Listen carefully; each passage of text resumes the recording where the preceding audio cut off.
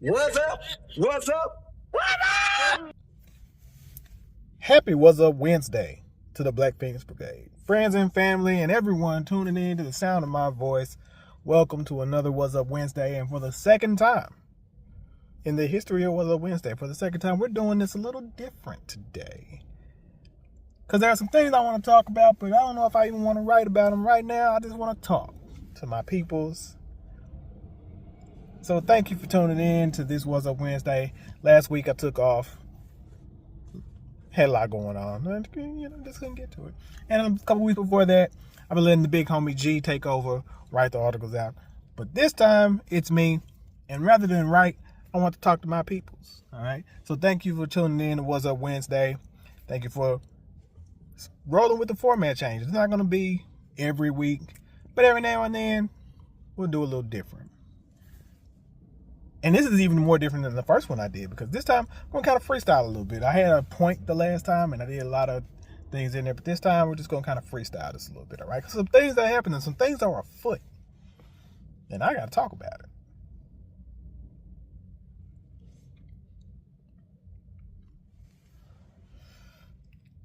So, the big orange idiot came to town Monday. Memphis, Tennessee, if you know. The big orange idiot came to town, and I had no interest in any of it whatsoever. Because all they're going to do is come here and lie. All they're going to come down here and do is spread his propaganda as he was wanting to do.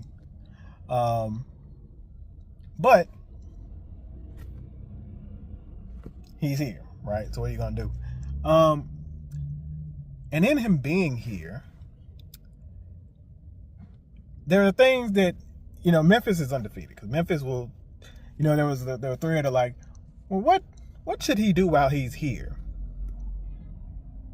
And some of the things I heard were like, one of the ones that I really enjoyed, like, he should go visit the Lorraine Motel. Maybe hang out on a particular balcony. That tends to work out. That was hilarious, right? Other things that he could do, there were a lot. But what did he do? Of course, he came and he spread his propaganda and his lies, because every time he opens his mouth, he's lying. So go figure. But truthfully, what I want to talk about isn't even him. Not necessarily.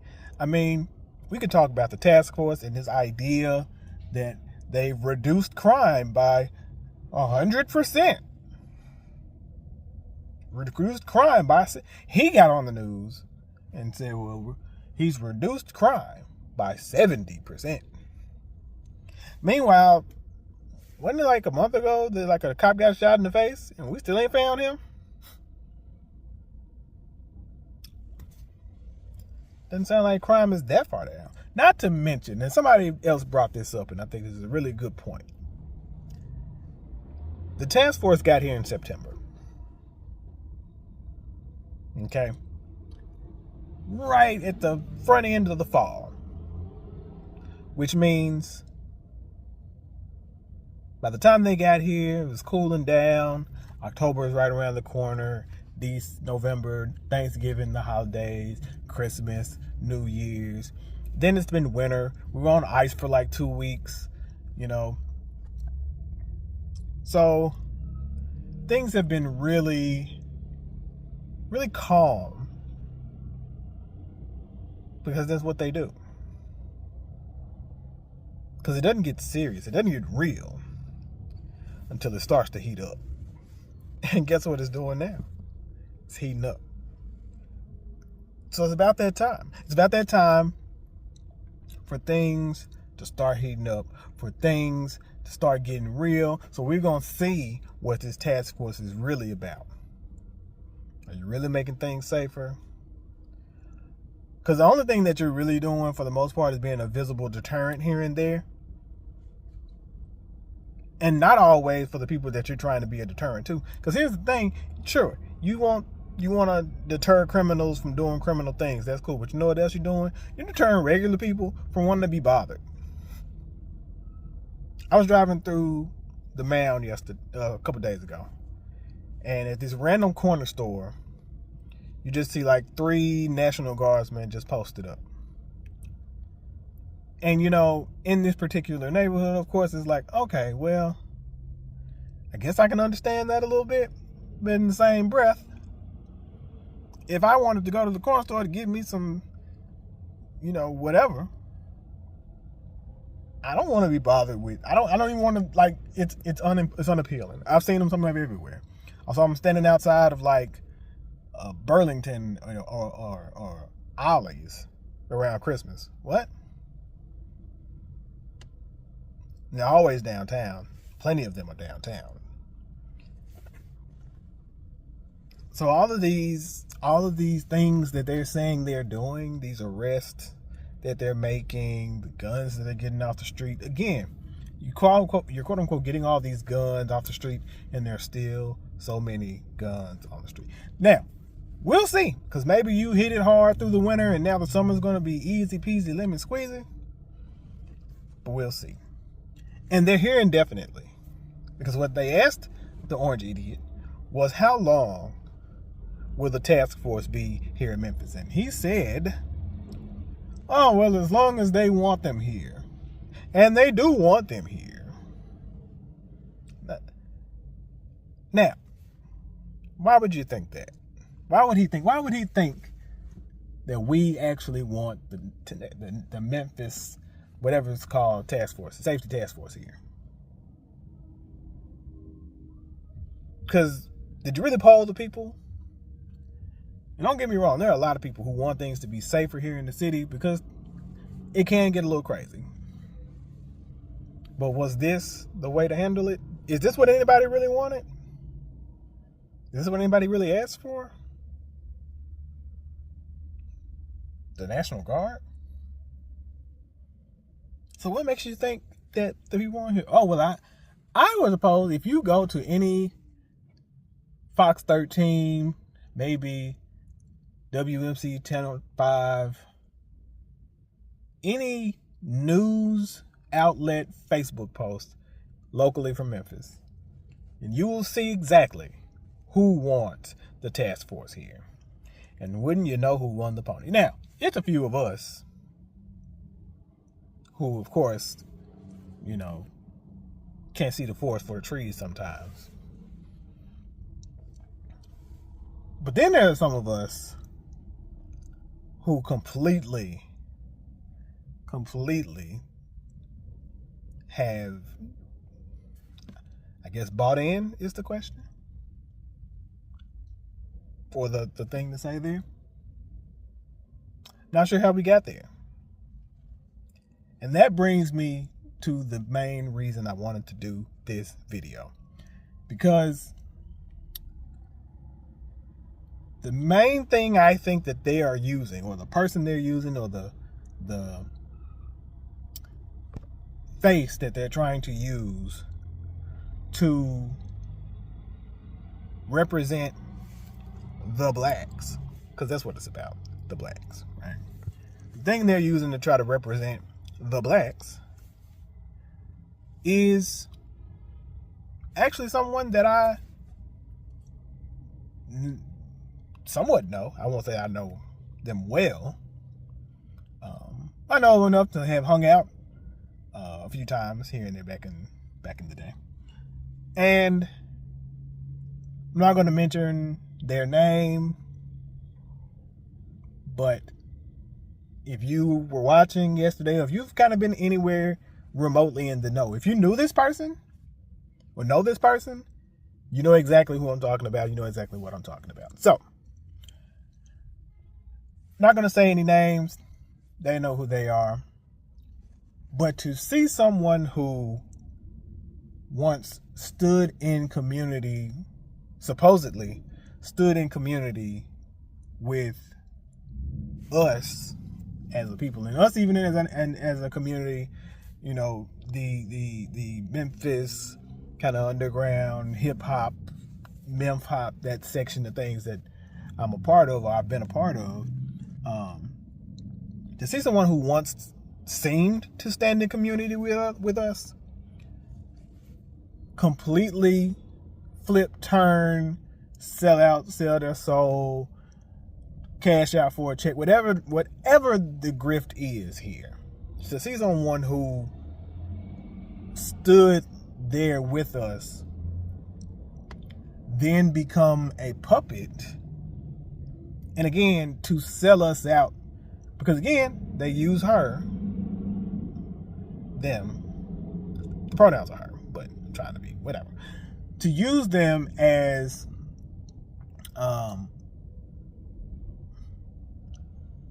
propaganda, because that's what it is. They have made her in order to put on the public face for their followers, their constituents, and that particular section of people, especially the ones in those comment sections that we talk about, to put on the face there. And for those of us who, again, can't see the forest for the trees, to put her out in front as what the blacks feel about the task force. And then if you don't feel that way, well, then now you are some kind of radical idiot, thug, whatever the hell else they want to say about you. Diabolical, nasty work.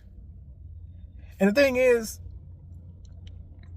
you know, again, I had no interest in dude coming, but it was on the news, and I had the TV on, and I keep hearing them say something about this round table. He's gonna have a round table. He's gonna have a round table. And I was like, okay, so him and his cronies about to have a circle jerk in an aircraft hangar. Cool, whatever. I'm not.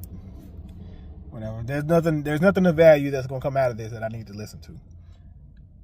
And somewhere in there, I heard there was going to be a Memphis mother or resident who was also going to be a part of the round table. And I thought, that's interesting. I'm like, because that's definitely going to be a black woman. I don't know why I know that. And I'm like, it's going to be a black woman.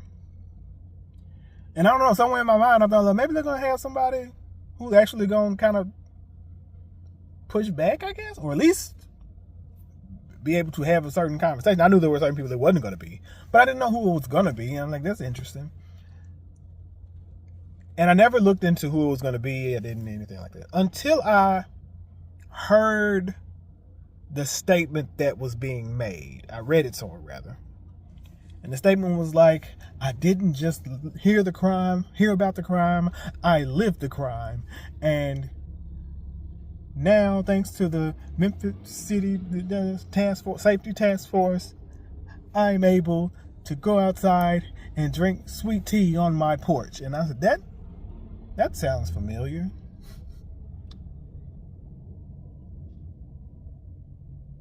And the reason it sounded familiar is because I heard it before. I heard it last year, a week or so after the task force arrived. And in that, we got to kind of go back a little bit. This person that I'm talking about, when the task force arrived, I recall explicitly when the announcement came that they were coming, that we were joking. This person that made a post about it, kind of making one of those like, we don't need them here kind of post, whatever. And there was something in there, and we kind of made a joke about it. I commented on it. They responded. It was a joke. Haha. We on the same page. That nobody asked for this. But a month or so later, now there are these viral videos where they're saying, you know, thank you, Donald Trump, for making Memphis safe again, because now I can go out on my porch and drink sweet tea. My kids don't have to worry. And I'm like, wait, whoa, where did this come from? Where does energy come from, G? Because that ain't what you were just saying a couple weeks ago. And as one video goes viral, then another one goes viral. Then a rebuttal comes viral. And every rebuttal becomes a little more antagonistic. And now she's shooting shots at the black constituency who disagree with what she's saying. Very defensive. And guess who takes hold of this? The Fox News crowd. Of course, the right could not wait. And if you don't live in Memphis, then you don't know what growing up in Memphis is. But there are a whole lot of people not in Memphis who would listen to her sob story of all the things that she experienced, the violence of her neighborhood. And they were, oh my God, it's so sad you have to live through that. Oh my God.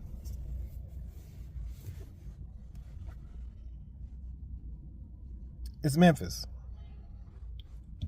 And the things that she named were not these things that put her actually in any danger in most cases. It was mostly very personalized situations that were unique to the people that they were happening to.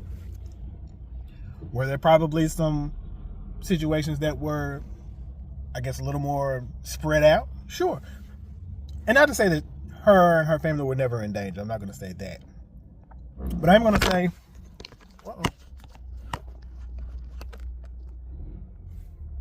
but I am going to say that it wasn't the danger that she wanted to sell us that she was in. But if you're not from Memphis, you don't know that. If you're not from Memphis, you don't know that.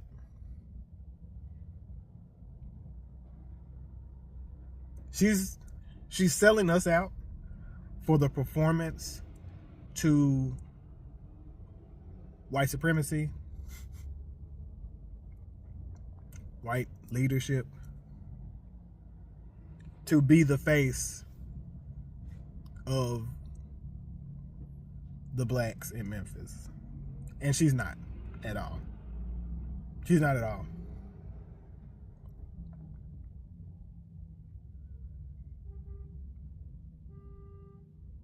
So that grift, and then once the right grabbed hold and saw, ooh, we got one. We got us one. We got one that we can put in front. See, the blacks do want the National Guard in Memphis. They do want the task force in Memphis. That's what they said. And they took hold. And she mentioned, because she got fired from her other job probably for the thank you Trump thing. Because they're like, oh, we don't rock with that at all. Which it probably could have been something else. That's neither here nor there. Because she told everybody that's why she got fired. But it probably was something else.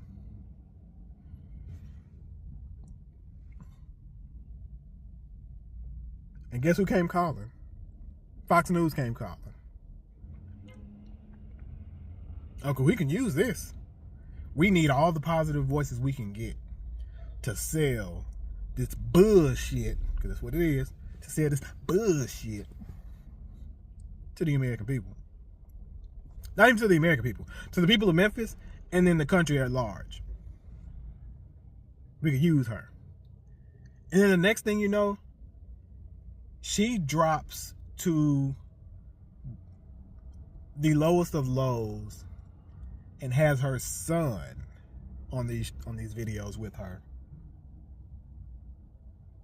touting, thank you so much, Donald Trump. And that's borderline child abuse, G. Borderline child abuse.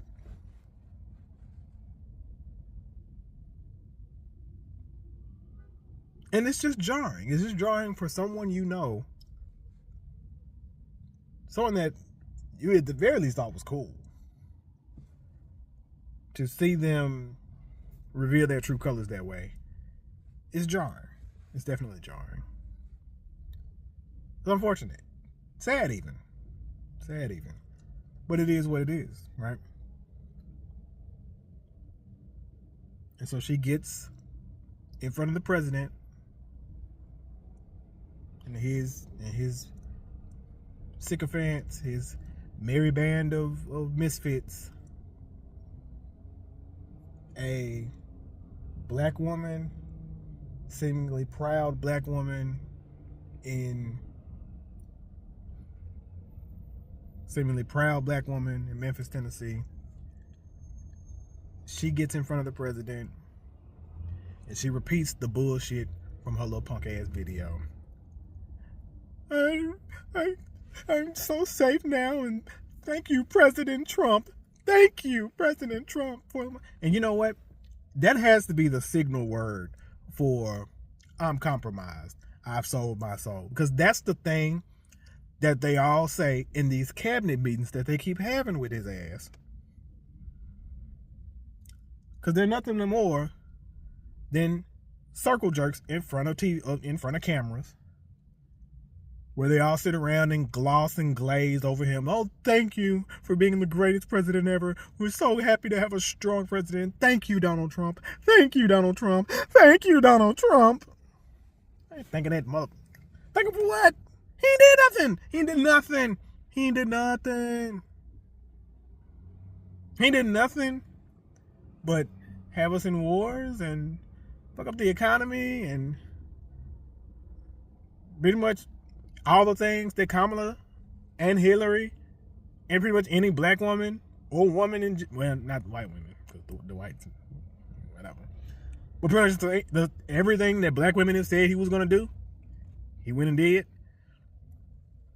So of course they're going to use a black woman in Memphis, a black mother in Memphis, to sell this idea that their task force is something that the people wanted. But let me tell you, from this side of the internet, from this side of Memphis, I don't want that shit.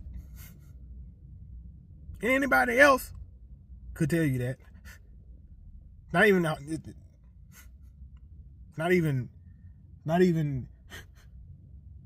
a debate, for real. Nobody want that shit. Don't nobody want them here. They ain't made nothing safe.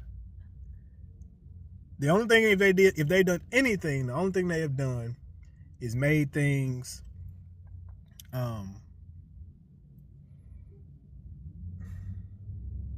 irritable, uncomfortable, awkward. Because you can randomly be around and you'll just randomly see National Guard marching down the street, just kind of hanging out, not doing anything. You'll randomly see people getting pulled over in 3 or 4 cars, catch them all, surround them. And it's these random people. There are state troopers everywhere because they increased that. So you got state troopers everywhere, sheriffs everywhere. But then you have these unmarked cars that'll pull up, and 3 or 4 people in vests, plain clothes and vests, will just hop out for a routine, essentially what seems to be a routine traffic stop. It's intimidation. Which leads to my last thing before I get out of here. You know, I don't claim to be deep in these political or infrastructure streets. I don't necessarily know everything that's happening and why it's happening and all the behind the scenes. You know, I try to be aware about a lot of stuff, but honestly, I don't know everything. I don't know a lot of stuff. It's too much to keep up with sometimes. And I applaud those who do. But one thing I can tell you for sure, and I don't know exactly what it is, but there is something about Memphis. There is something about Memphis that is going on that they are trying to do, that they're trying to get off. And I don't know what it is, and I can't put my finger on it. But there's something. There is a weird focus on Memphis. And we are just ripe for those things to take hold. Okay? If you really put in perspective, because you think Never mind the XAI thing and Elon Musk and his interest in the city, but that's probably because we got some of the best water in the country. But also, this weird thing, that the whole stuff with the task force is strange. And the whole idea of him coming down here, and even the idea of using that person as the face of the blacks to further justify whatever this is that they're trying to do. The fact that we are in all pretty much a majority black city with majority white or white adjacent leadership. Leadership that is sympathetic to white agendas, basically. And not the agendas of the people who make up this city. For all the things that are getting cut, for all the things that are happening, for all the negatives that come with this city, it's because the leadership does not care about the majority of the city. It cares about the in theory, the minority and the wealthiest in the city.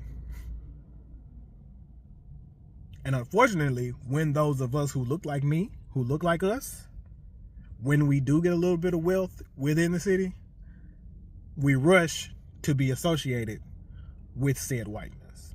And that's basically what we're talking about here. That is a thing. The people who get wealthy in this city, their interests align, capitalism of course, their interests align with basically trying to be accepted by whiteness.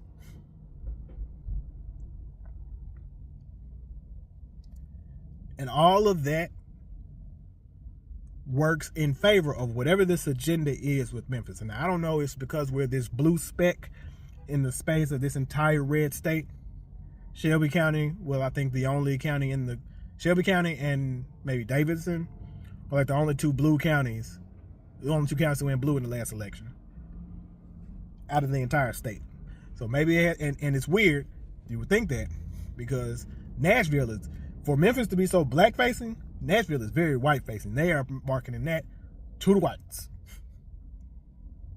Like Broadway and all the Grand Ole Opry is very white presenting, basically.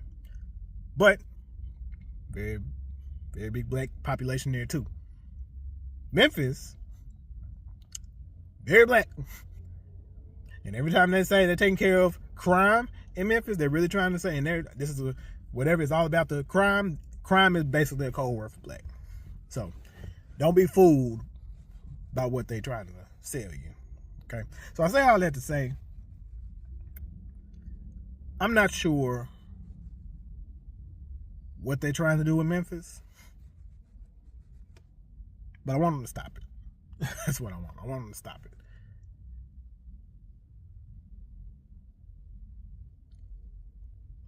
We are better than that. Look, I ain't saying Memphis is perfect. I ain't downplaying the crime, because it is a thing. We know things do get crazy, but I don't believe that it's any crazier than any other major city. And we hard pressed to be considered a major city, if we're being honest. This idea that Memphis is the most crime-laden place in the country, I'm sorry, I refuse to believe. But if that's the narrative they want to sell for whatever it is that they're trying to pull off here in Memphis, then that's what that is. It's some shit in the game. And even though they managed the biggest theft in the history, but one of the biggest thefts that particular part of politics has stolen from us, even though it is that, the words still ring true. When it comes to all of this, stay woke.